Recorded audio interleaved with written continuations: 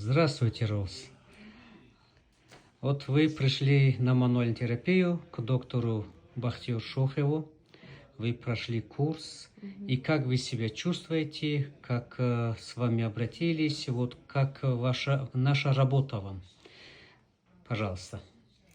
Hi everyone, my name is Rose. I'm from the Philippines. I am here in Tajikistan. I'm working here in Tajikistan.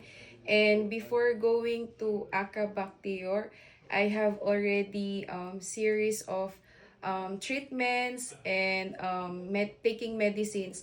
And then one friend of mine endorsed me and helped me to meet Aka Bhaktiyor to help me with my this herniation. And before coming, I feel like there's still bit pain on my lower back.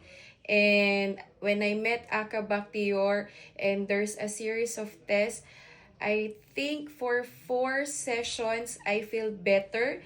And right now, after completing the 10 sessions, I'm better.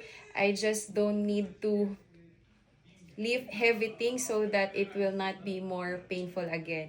But right now, everything is all good, and thank you to Aka Bhaktiyor for helping me to be okay and less pain, no pain already. Thank you so much, Aka Bhaktiyor.